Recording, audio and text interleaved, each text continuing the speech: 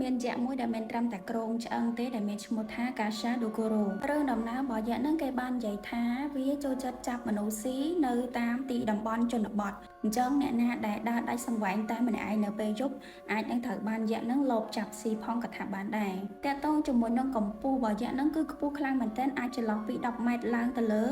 ឬក៏គេអាចនិយាយបានថា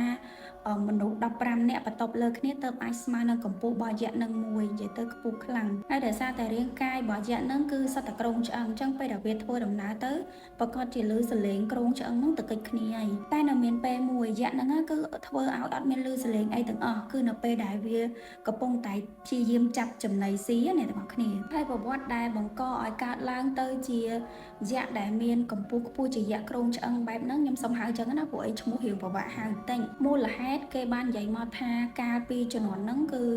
នៅក្នុងតំបន់ពួកគេមានជំងឺ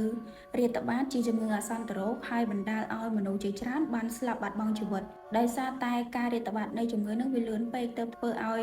រាជរដ្ឋាភិបាលអ្នកដែលគ្រប់គ្រងកន្លែងហ្នឹងគឺអត់មានពេលគ្រប់គ្រាន់សម្រាប់ការចាត់ចែងរៀបចំទុកដាក់សពហ្នឹងឲ្យបានត្រឹមត្រូវតាមពិធីអីរបស់ពួកគេទេហើយសាកសពទាំងអស់ហ្នឹងពេលដែលស្លាប់ទៅជួនកាលមកគ្រួសារគឺថាស្លាប់ទាំងអស់មានសល់សូម្បីតែម្នាក់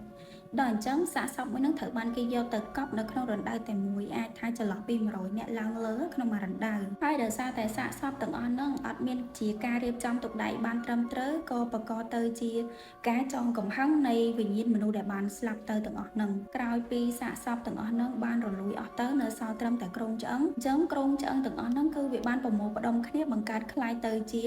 យក្សគ្រោងឆ្អឹងដែលមានកម្ពស់ខ្ពស់នឹងឯងហើយបើតាមប្រវត្តិសាស្ត្រមួយទៀតគេបាននិយាយតាក់ទងជាមួយនឹងព្រះនាងតាគីយ៉ាសាហ៊ីមេដែលជាកូនស្រីរបស់ស្ដេចមួយអង្គដែលបានគ្រងរាជ្យប៉ុន្តែបិតារបស់នាងនឹងត្រូវបានគេសម្លាប់ចោលដោយការកាត់ក្បាលជាជនក្បត់ដែលបានសម្លាប់ចោលហើយដោយសារតែមានជាកំហឹងព្រះនាងតាគីយ៉ាសាហ៊ីមេនឹងជាមនុស្សដែលចេះទៅលើមុនអាគមខ្មៅផងក៏បានសូត្របង្កើតទៅជាយក្សគ្រោងឆ្អឹងមួយនឹងកើតឡើងដើម្បីទៅសងសឹកឲ្យបិតារបស់នាងហើយគេបាននិយាយមកដែរថាការសងសឹកមួយនឹងព្រះនាងបានយកក្បាលរបស់បិតាត្រឡប់មកវិញបានប៉ុន្តែ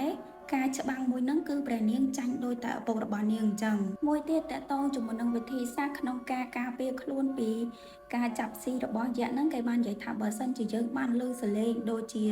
មានឆ្អឹងតកិច្ចគ្នាដឹងថាមានវត្តមានយក្សគ្រោងឆ្អឹងមួយហ្នឹងហើយគឺពួកគេអាចរកកន្លែងពួនពីយក្សហ្នឹងបានព្រោះថាបើសិនជាពួកគេមិនបានពួនតាន់ពេលវេលាទេប្រកាសជាត្រូវយក្សហ្នឹងចាប់ស៊ីហើយដោយសារតែយក្សហ្នឹងគឺវាខ្លាំងដែរអញ្ចឹងហើយគឺអត់មានវិធីសាស្ត្រណាដែលអាចកម្ចាត់យក្សនឹងបានទេ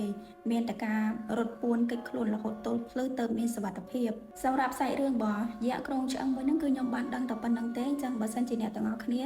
បានដឹងព័ត៌មានអីច្រើនជាងនឹងទៀតអាច comment នៅក្នុងវីដេអូរបស់ខ្ញុំបានណាហើយបើចូលចិត្តកុំភ្លេចជួយ follow ឲ្យខ្ញុំមួយផងណាចាំជួបគ្នានៅក្នុងវីដេអូក្រោយទៀតណាបាយបាយ